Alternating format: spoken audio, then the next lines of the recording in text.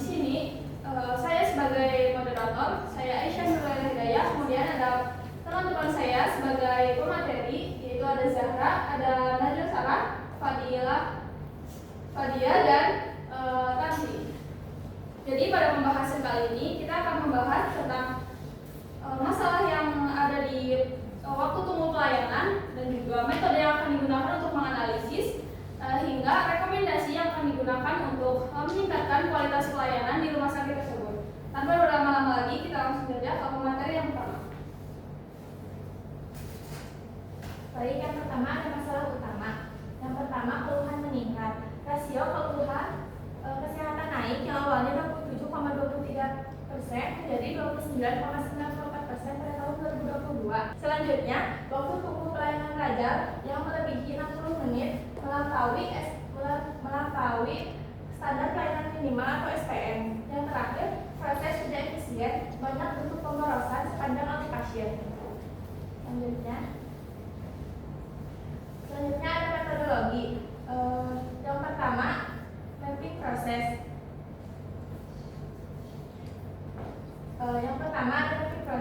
Menggunakan flowchart dan VSM. Yang kedua ada identifikasi WASTE.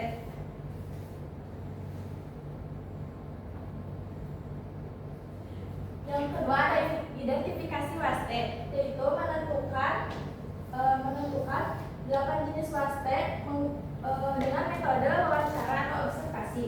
Yang ketiga ada prioritas menggunakan metode kuesioner kepada responden. Selanjutnya, oke teman-teman, yang selanjutnya ada analisis diagram Pareto.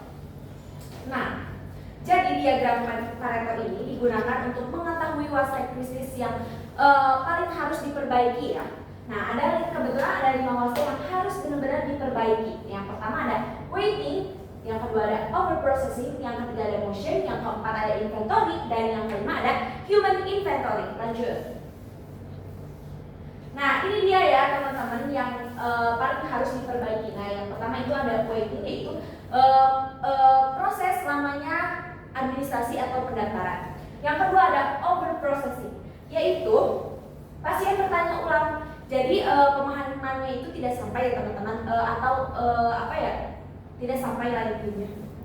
Terus ada motion itu petugas jauh mencari dokumen berkas. Motion yaitu petugas itu jauh mencari dokumen atau berkas. Lalu ada inventory itu penumpukan rekam medis fisik ya. Nah, yang terakhir ada human potential, yaitu ide staff yang tidak terserap dan faktor kejenuhan.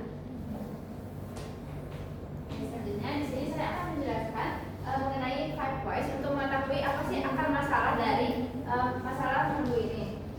Nah, bisa dilihat dari gambarnya. Yang pertama, dari sebelah sini, pasien itu menunggu lebih dari 60 menit. Nah, kenapa sih pasien bisa sampai menunggu lebih dari 60 menit? Nah, itu karena terjadinya antrian yang mengular. Nah, lalu kenapa bisa terjadi antrian yang panjang? Itu karena pencarian dokumennya itu sangat tidak efektif, waktunya itu sangat lama. Kenapa pencariannya sangat lama? Karena di rumah sakit ini masih menggunakan rekam medis manual. Kenapa masih menggunakan rekam medis manual? Karena belum diterapkannya RME dan juga tidak mendukungnya infrastruktur. Nah, oke. Nah, di sini 5 whys menyingkap akar informasi dan dokumen yang terintegrasi. Selanjutnya. Nah, di sini saya akan memberikan rekomendasi jangka pendeknya. Mungkin untuk ukuran sampai 3 bulan. Nah, yang pertama dengan perbaikan infrastruktur, yaitu dengan memasang router data atau WiFi dengan sinyal yang baik agar proses pendaftaran itu tidak terhambat. Lalu yang kedua, penyelarasan jadwal. Untuk jadwal pasiennya, jadwal dokter itu harus diselaraskan atau dengan menambahkan jumlah dokter, karena dokter biasanya jadwalnya sangat padat sehingga itu dapat membuat pasien lebih menunggu. Lalu yang ketiga adalah perbaikan alat seperti misalnya pemilihan sidik jari itu perlu diperbaiki agar tidak terjadi antrian yang panjang. Nah, lalu yang keempat adalah edukasi visual dengan menempelkan atau membuat edukasi visual seperti cara penggunaan tensi mandiri agar pasien bisa menggunakan tensi secara mandiri, jadi tidak perlu menunggu lama seperti itu. Baik, materi selanjutnya. Baik, selanjutnya rekomendasi jangka menengah 3 sampai 9 bulan. Ada pasang tiket antri otomatis, lalu display nomor antrian di loket dan juga di poli, lalu integrasi informasi nomor antrean melalui WhatsApp dan juga SMS. Targetnya itu kurangi waktu menunggu aktif dan juga pertanyaan pasien. Dan selanjutnya rekomendasi jangka panjang 9 sampai 24 bulan, yaitu implementasi rekam medis elektronik untuk menghapus pemborosan dokumen fisik, lalu standarisasi alur pendaftaran dan juga dashboard kinerja dan feedback staff. Lalu manfaatnya itu efisiensi operasional, akurasi dari data dan juga layanan lebih cepat. Baik, selanjutnya adalah roadmap dan implementasi dan KPI. Yang pertama adalah tahap 1, yaitu uji coba di unit rawat jalan selama kurang lebih 3 bulan. Kemudian tahap kedua yaitu skalabilitas, mengembangkan sistem dan integrasi ke bagian lain seperti informasi dan lainnya. Kemudian tahap ketiga evaluasi dan sustaining, yaitu pemantauan dan evaluasi secara berkala. Nah, indikator keberhasilan atau KPI adalah yang pertama waktu tunggu pasien kurang dari sama dengan 30 menit, kemudian kepuasan pasien meningkat, dan penggunaan dokumen medis fisiknya berkurang. Oke, jadi saya akan membacakan kesimpulannya. Jadi dengan penerapan rekomendasi diharapkan pelayanan itu jauh lebih efisien, waktu tunggu pasiennya berkurang, kurang dari 1 jam, dan juga kepuasan pasiennya meningkat. Mungkin sekian presentasi dari kelompok kami. Apakah ada yang ingin ditanyakan dari kelompok lain? Baik, saya Insi dari kelompok 6 ingin bertanya, berdasarkan diagram Pareto, kenapa waiting menjadi prioritas utama? Mungkin juga. Izin bertanya, pertanyaan kedua, apa itu waste human potensial yang ditemukan dalam penelitian ini? Terima kasih.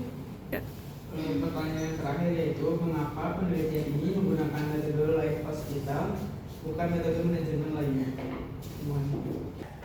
Di sini saya akan menjawab soal nomor 1. Nah, berdasarkan prinsip Pareto, yaitu 20% waste biasanya akan menyebabkan 80% masalah. Nah, dalam hal ini, problem waiting itu memiliki skor yang sangat tinggi, yaitu 90. Nah, maka dari itu, apabila problem waiting ini bisa diatasi dengan cara memperbaiki sistem antrean atau memperbaiki jadwal dokter, maka problem yang lainnya pun akan segera teratasi secara otomatis. Terima kasih.